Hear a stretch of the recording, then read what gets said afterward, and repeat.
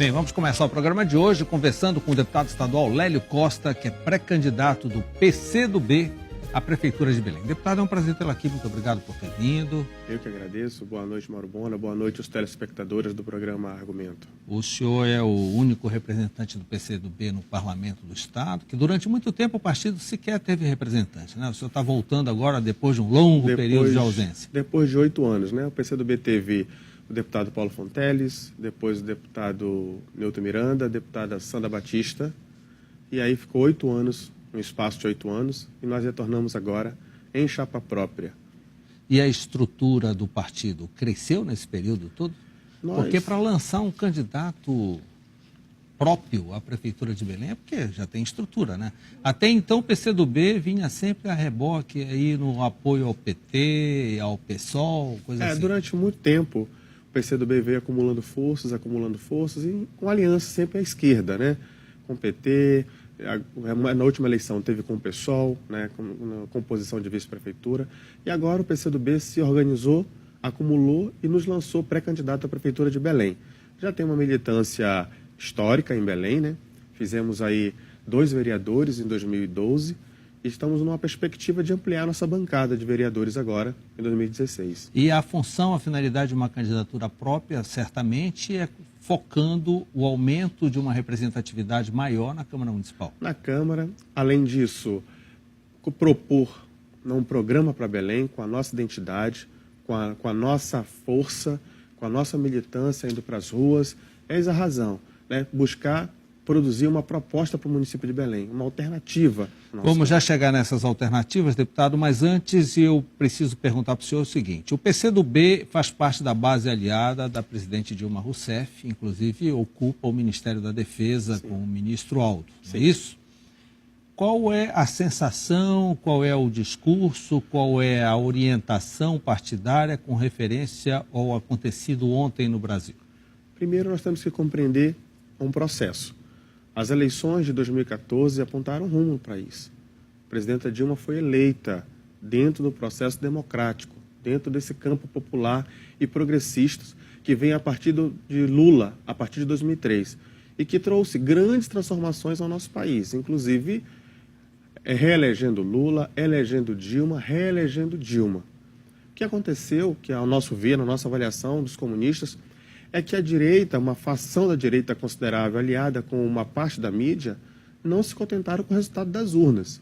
E a partir daí tentaram produzir o 3º turno, o 4º turno, o 5º turno, e a eleição me parece que fica nesse clima de disputa o tempo todo. Sim, mas o senhor também não considera os casos graves com referência à Lava Jato, essas denúncias todas, sem sombra de dúvida, isso que embalou-se o esquema. Na verdade, ao nosso ver, a corrupção tem que ser combatida desde o primeiro momento e tem que ser punido os corruptos e os corruptores.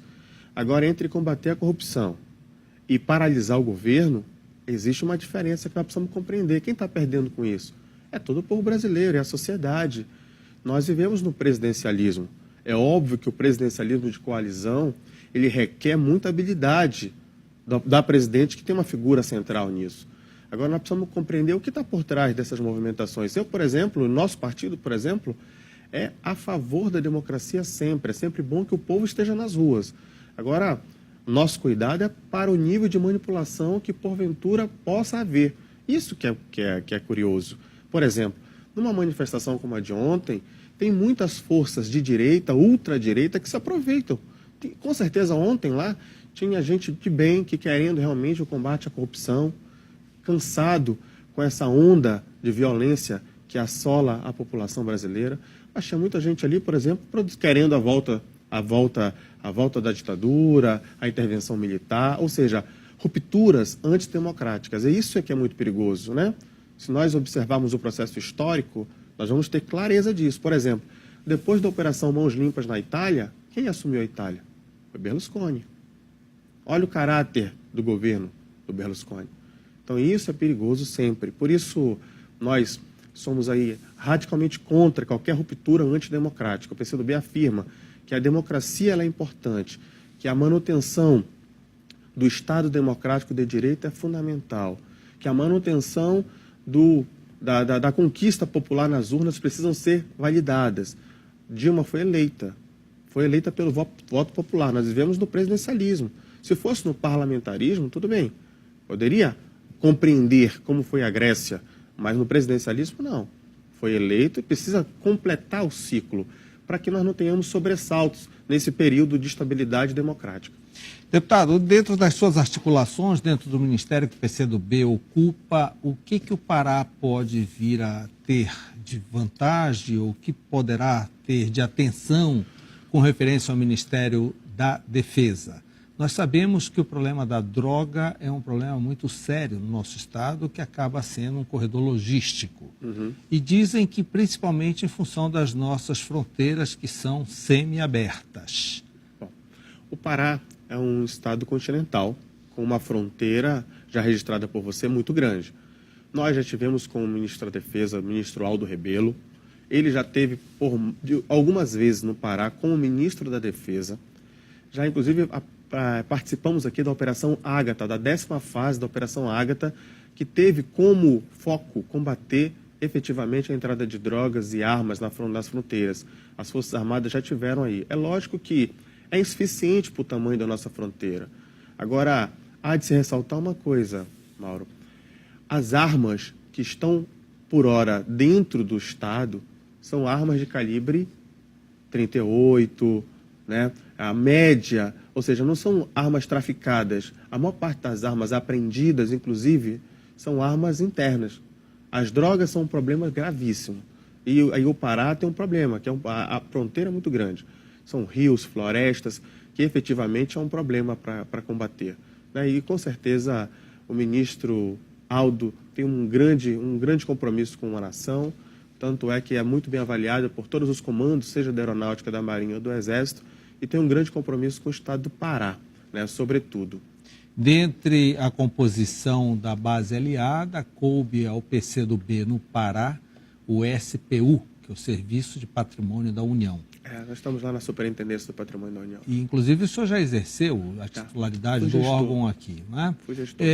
Deputado, sabemos que tem as questões fundiárias que acabam dominando principalmente o assunto do SPU, mas existem coisas aqui em Belém, já que o senhor é candidato a prefeito de Belém, em que a gente nota uma certa morosidade do SPU para resolver. Nós temos alguns prédios aí incendiados, como é o prédio antigo da Receita Federal e o prédio do INSS, no centro da cidade, em que não há um desenrolar da coisa. O tempo está passando, a mídia publica que tal órgão vai assumir, depois desiste, outro vai, desiste, não tem orçamento. Esses prédios estão sendo dominados por drogaditos, por pessoas que não têm onde morar ou coisa parecida, e não há uma solução com referência a isso. Por quê, deputado? Bom, primeiro vamos compreender a SPU, que é uma instituição que tem mais de 160 anos e, historicamente, sempre teve uma deficiência de pessoal muito grande, né? Imagina só administrar o território do tamanho do Brasil com um pouco mais de 1.300 servidores. É muito pouco para o tamanho do desafio. Mas no Pará, mesmo sob todas essas dificuldades, quando nós assumimos, a partir de junho de 2004, com o camarada Nilton Miranda, que foi o primeiro gestor, a partir do governo Lula, do PCdoB na SPU, houve uma mudança radical de postura. A SPU, efetivamente, prestou um grande serviço ao povo brasileiro, criando programas de regularização fundiárias amplos, que já beneficiou mais de 60 mil famílias ribeirinhas, pescadoras, extrativistas. Criou um programa de regularização fundiária urbana que já beneficiou mais de 12 mil famílias em Belém, né? Eu fui comandante da SPU lá como superintendente a partir de 2010, pós a morte do Nilton, e demos grande sequência. Depois a doutora Maria Aparecida assumiu, depois, hoje, atualmente, o doutor Jorge Panzera assume a SPU, e a SPU presta grande serviço. Agora, em relação a dois prédios que você citou agora há pouco. O primeiro prédio, a prefeitura começou a aquisição para a sua destinação. Me parece que houve problema de pagamento na continuidade do pagamento, porque o INSS ele pode vender de forma autônoma, como uma autarquia, os seus imóveis. Ele fez para a prefeitura. O prédio da Receita, que pegou fogo, a SPU tinha feito um processo de destinação ao Tribunal de Justiça, que o devolveu em virtude de houve uma reavaliação, um problema. Sim. E agora está no Tribunal do Trabalho, mas também com problema de orçamento, foi tudo cortado. Tudo cortado. Então não há nenhuma possibilidade. Ao nosso ver, Bona, o melhor caminho é licitar e vender, alienar o imóvel. Né? Se não tem e como... o que é que falta para que isso aconteça, deputado? Na verdade, há um procedimento em Brasília, uma consequência administrativa do processo em Brasília. O governo, inclusive, nessa avaliação diante da crise, propôs já isso. E o encaminhamento que a SPU fez até o último contato que tive, era isso, era enveredar para a alienação, entendeu? Desse imóvel. Porque o que se ouve, por exemplo, o prédio do Banco Central completamente ocioso, metade dele está ocioso. Prédio da Sudam com 2 blocos ociosos, e assim por diante. E, ao mesmo tempo, ouve-se que órgãos federais vão começar a construir novas sedes. Pois é, estão alugando novos imóveis. Há alguma coisa esquisita aí. Nós precisamos otimizar os espaços que temos. Temos muitos espaços, bons espaços. Por exemplo, aquele complexo da Sudam, que são 3 grandes blocos ali, pode administrar, pode caber alguns órgãos públicos federais. É uma cultura da compartimentalização. E nós precisamos buscar a eficiência administrativa. Isso tem que ser posto em prática, senhor Márcio. O senhor vê o complexo do Mercedários, uma coisa extremamente bonita, num local estratégico, mas completamente abandonado, e não se vê a solução. De vez em quando, não, vai ser a sede do IFAM, vai ser a sede disso, daquilo, e nada se resolve. O senhor prefeito de Belém, qual seria o plano, começando por aí? Primeiro, buscaremos articular, com certeza, as instituições para otimizar o uso dos espaços públicos. Isso é muito forte numa cidade como Belém, por exemplo. Se nós buscarmos a Cidade Velha como exemplo, que é Belém ali, a partir do Ver o Peso, nós vamos compreender uma lógica. A cidade é pouco adensada, onde tem muitos equipamentos públicos, via de regra. E muito adensada na periferia. Nós precisamos otimizar melhor o adensamento da cidade, onde tem equipamentos, onde tem escolas, postos de saúde, linhas de ônibus. Nós precisamos adensar mais a cidade. Né? Não à toa que muitos prédios ali estão subutilizados ou fechados. E esse é um problema grande, por exemplo, do debate sobre a reforma urbana. Muitos prédios estão fechados, poderiam servir para moradia. Ali no corredor da Presidente Vargas são vários. São prédios federais, exatamente, abandonados. Exatamente. Nós precisamos articular. Quando estivemos à frente da SPU, fizemos muita articulação nesse sentido, buscando destinar imóveis para cumprir uma função. A cidade precisa cumprir uma função social. E hoje, infelizmente, a cidade fica muito em função do grande poder econômico. Isso é ruim para a cidade, todo mundo perde. Uma outra proposta para a Prefeitura de Belém no que se refere à saúde, que é algo extremamente crítico na cidade. Extremamente crítico, passa a gestão, não é só essa. As gestões passadas não conseguem resolver, não conseguem normalizar a coisa. É uma carência total, aumenta o número de pronto-socorro, é reforma todo dia está sob reforma, nunca se consegue resolver. Qual é a sua proposta? Na verdade, nós precisamos compreender a saúde como uma questão de gestão. Ela vem piorando. É impossível gestar com esse nível de descompromisso que tem tido por hora. Nós precisamos compreender agora o que está acontecendo em Belém. Belém tem apenas 2 pronto-socorros, né, que poderia ter mais espaços. Se nós fizermos uma análise tranquila, nós vamos perceber o seguinte: o que aconteceu com a 14? O que aconteceu com a 14 foi um espetáculo midiático. O prefeito reinaugura, após o incêndio, há quase 3 semanas, um espaço que não funcionou, que não está funcionando plenamente. Né? Enquanto isso, nós temos um hospital ali no pronto-socorro do Guamá, que não é um hospital de guerra. Pessoas morrendo nos leitos ali, nos corredores, todo dia. O que aconteceu com a 14 é sintomático, é simbólico. Nós precisamos investir na saúde básica, preventiva. Isso reflete um menor gasto com saúde. Porque o que acontece hoje é que se tenta, a todo custo, buscar remendar e aquilo que efetivamente não tem por que ter esse formato. Já se mostrou que está esgotado esse formato.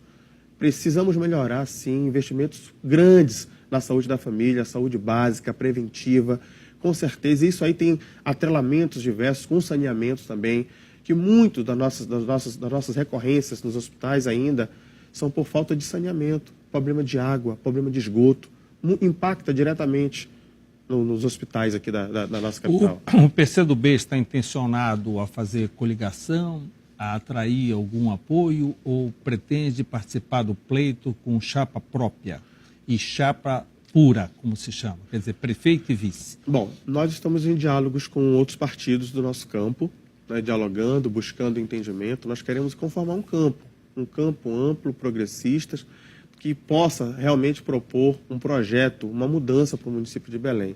Nós, do PCdoB, temos uma chapa própria para vereador, né, uma chapa própria, com mais de 50 nomes de homens e mulheres, lutadores do povo, que vão se colocar mais uma vez aí à disposição de seus nomes para avaliação popular, buscando manter e aumentar a nossa composição na Câmara de Vereadores. É claro que é importante nós termos a dimensão do diálogo com os partidos, né, ouvir os partidos. Estamos fazendo. Deputado, eu desejo boa sorte e no decorrer da campanha certamente vamos conversar outras vezes. Muito obrigado por essa entrevista e que esse sonho e esses planos possam se realizar. Bom, eu agradeço. Sei que os desafios para esse ano são muito grandes. Estamos aqui nos colocando à disposição desse desafio ao povo de Belém, construindo essa pré-candidatura de forma tranquila. Sabemos que podemos avançar muito no município de Belém, Mauro. Muito. O município de Belém precisa produzir, precisa gerar emprego, produzir renda. E temos um grande potencial. Mosqueiro, Outeiro, Cotijuba, são locais que podem produzir, tem espaços para produção. E o povo pode e merece muito mais. Então, com certeza, vamos colocar uma proposta para o município de Belém para avaliar pelo nosso povo. Eu tenho convicção que vamos juntar forças políticas, sociais e econômicas em torno de uma proposta mais avançada do que está hoje em questão aqui em Belém. Obrigado, deputado. Eu que agradeço. Logo depois do intervalo, a empresária